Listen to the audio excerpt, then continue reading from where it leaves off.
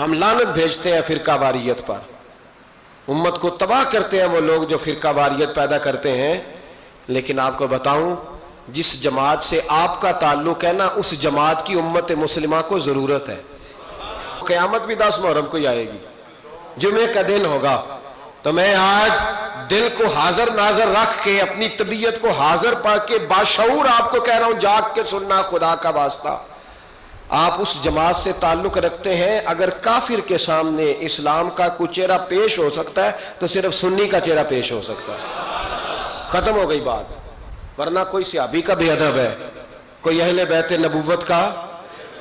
آج مجھے کہہ لینے دو، کھول کے کہہ لینے دو. لوگ دلیلیں دیتے پھرتے ہیں، کہتے ہیں جی ایک وہ پینٹ کوٹ والا مولوی ہے، اس نے اینک بھی لگائی ہے، داڑھی بھی رکھی ہے، پینٹ کوٹ بھی پہنتا ہے.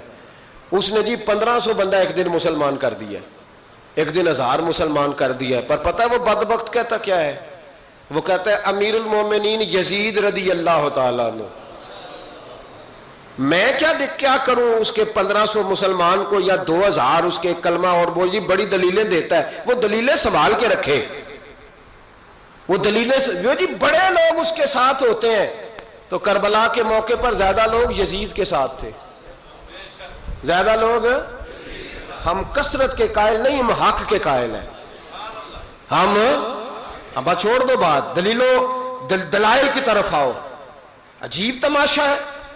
اور ایک مولوی صاحب اس کی حمایت کر رہے تھے، کہتے نہیں بندہ ٹھیک ہے، وہ بھول گیا تھا، اصل میں قصور عبید اللہ ابن زیاد کا تھا، اصل میں غلطی عمر بن سعد کی تھی، تو یزید کو زیادہ الزام نہیں دینا چاہیے. میں نے کہا بڑی تمہاری قریبی رشتہ داری ہے یزید کے ساتھ، تو اللہ سے دعا کیوں نہیں مانگتے کہ تمہارا حشر یزید کے ساتھ کرے؟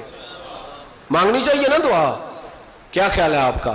ہم الحمدللہ جمعے والے دن مسجد میں بیٹھ کے دعا کرتے ہیں، یا اللہ ہمارا حشر امام حسین کے غلاموں میں کرنا. تو بھی کرنا، جرت کر، جرت. ہماری جرت دیکھ، ہم یہ نہیں کہتے ان کے ساتھ کر، ہم کہتے ہیں یا اللہ ہمارا حشر ان کے. ہماری جرت دیکھو، ہم ان کے غلاموں میں، قدموں میں، نوکروں میں بیٹھنے کو دعا مانگ رہے ہیں، یا اللہ ہمارا ان کے غلاموں میں، غلاموں کے. تو بھی جرت کر دلیری، کر جرت، کہ یا اللہ میرا حشر یزید کے ساتھ کر دلیری. اگر اتنا ہی اچھا تھا تو بے شرمو اتنا ظلم نہ کرو، اتنی زیادتی، اتنا ظلم نہ کرو. یہ ظلم ہے. امام حسین جمعے والے دن خطبہ پڑھنے لگے. جمعے سے پہلے امام حسین نے خطبہ پڑھا، اور آپ نے ایک جملہ کہا جو ہمیشہ یاد رکھا جائے گا. آپ نے فرمایا یزید کو جا کے بتا دو کہ مجھ جیسا تجھ جیسے کی بیعت نہیں کر سکتا. او کیا فکرہ ہے امام علی مقام کا. فرمانے لگے مجھ جیسا تجھ جیسے کی بیعت. اور آپ فرمانے لگے بتاؤ اس وقت پوری دنیا میں کوئی نبی کا نواسہ موجود ہے میرے سوا؟ حضرت آدم سے لے کر مصطفیٰ کریم تک اس وقت پوری دنیا میں کوئی نبی کا نواسہ ہے؟ اور فرمایا اگر میں ہی ہوں پوری کائنات میں. لوگ کہتے ہیں فلانا علامہ صاحب کی تبلیغ بڑی ہے. ہم سے بڑا کون ہوگا تبلیغ کی بات کرنے والا؟ لیکن ڈرو اللہ سے، ڈرو، گمراہ نہ کرو قوم کو. یہاں تباہی اتر گئی ہے. کوئی بڑی داڑھی رکھ کے معاذ اللہ تعالیٰ اہل بیت کے بارے میں بکواس کرتا ہے، اور کوئی بالکل داڑھی مڈا کے ننگا سر کر کے ممبروں پہ ناچتا ہے اور صحابہ کے بارے میں بکواس کرتا ہے. میرے مصطفیٰ کے پاس اگر ابو بکر آئے ہیں تو وہ بھی شان والے ہیں، اور اگر بی بی عائشہ صدیقہ ان کے بستر پہ رہی ہے تو وہ بھی شانوں والی ہے. مولا علی شیر خدا کے بارے میں جو بات کرے پکا بے ایمان ہے. عجیب تماشا لگ گیا ہے جی. جو رب نبی پاک کے جسم کے قریب مکھی نہیں آنے دیتا، وہ گندا بندہ حضور کے قریب آنے دیتا ہے؟ عجیب تماشا ہے. امت کو تباہ کر رہے ہو، کافر کو موقع دے رہے ہو یہ کہنے کا کہ تمہارے نبی کے پاس بیٹھنے والے ٹھیک نہیں تھے. اگر حضور کے پاس بیٹھنے والے ٹھیک نہیں تھے تو بعد والے کیسے ٹھیک ہو گئے؟ تو یہ باز آنا چاہیے ان بے شرموں کو. یہ امت میں تفرقہ ڈالتے، بے حیائی کرتے. سنو اور یاد رکھو، حضرت امام حسین نے خطبہ پڑھا نا جب جمعے والے دن، فرمایا مجھے پہچانو تو میں کون ہوں؟ تو عمر بن سعد بولا، پکے نمازی بولے. عمر بن سعد کہنے لگا حسین جلدی کر، ہمارا جمعہ لیٹ ہو رہا ہے. بلے ہو نمازیو، جلدی کر ہمارا. آئے ہائے کیا نماز ہے. یعنی نبی پاک کے نواسے کو شہید کریں گے اور شہادت کے بعد جمعہ پڑھیں گے اور نماز میں کہیں گے اللہم صلی علی محمد و علی. آل محمد. ان کو شہید کر کے قتل کر کے جمعے کا خطبہ دیا جا رہا ہے اور نماز پڑھی جا رہی. اللہم صلی علی محمد و علی.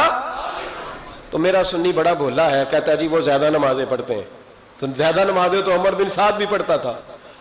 تو بھولا او خدا کے. دیکھیں نا, جتنی نماز کی اخلاق کی بات شاید میں کرتا ہوں, آپ کو جماعت میں کم لوگ ملیں گے, لیکن یاد رکھنا نماز عقیدہ نہیں, روزہ عقیدہ نہیں. عقیدہ حسین ہے, عقیدہ حسن ہے, عقیدہ علی ہے, عقیدہ عثمان غنی ہے, عقیدہ عمر فاروق ہے.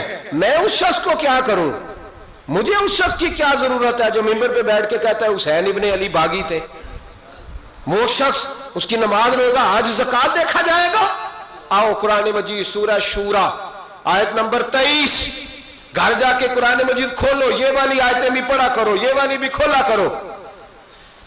صحابہ جمع ہو کے نبی پاک کے پاس آئے, عرض کی یا رسول اللہ صلی اللہ علیہ وسلم, آپ کے خرچے زیادہ ہیں, آمدن کا ذریعہ کوئی نہیں. جس طرح آج لوگ ہر پیر صاحب سے نہیں پوچھ رہے, علامہ صاحب سے, کہ آپ کام کوئی نہیں کرتے, کپڑے پھر بھی سفید پہنتے ہیں, کیا ذرائع آمدن ہے, پھر بھی آپ گاڑی میں گھومتے ہیں.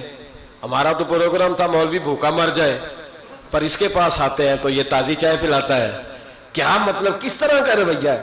صحابہ کے بار وہ یہ نہیں سوچتے تھے آتے کہاں, وہ کہتے تھے آگے بڑھ کے حصہ ڈالیں. وہ سارے آگے بڑھے, کہا یا رسول اللہ صلی اللہ علیہ وسلم اخراجات زیادہ ہیں, ذرائع آمدن بظاہر کوئی نہیں. نذرانوں پہ اعتراض نہ کیا کرو, نذرانہ دینا نبی پاک کی سنت ہے, نذرانہ قبول کر لینا نبی پاک کی, بولو, حضور کی سنت ہے. تو صحابہ جمع ہو کے آئے, ایک جگہ پہ میٹنگ کی, کہا تھوڑے سے پیسے ہر مہینے پیش کریں گے. تو حضور سے بات کون کرے گا پیسوں کی؟ کہا ہم نے نہیں کرنی, نبی پاک کے چچا جناب عباس کریں گے. حضرت عباس رضی اللہ تعالیٰ عنہ کے ذمے لگایا گیا. جناب عباس آئے, حضرت عباس رضی اللہ تعالیٰ عنہ پیسے لے کے آئے, اور سیانے بندے تھے, انہوں نے بڑی سمجھداری والی, عقل مندی والی بات چھیڑی. یہ نہیں کہا کہ حضور ہم یہ نذرانہ دیں گے. کہنے لگے یا رسول اللہ ہمیں پتہ ہے آپ کی مذہبی مصروفیت اتنی ہے کہ آپ کو ٹائم نہیں ملتا کاروبار کرنے کا.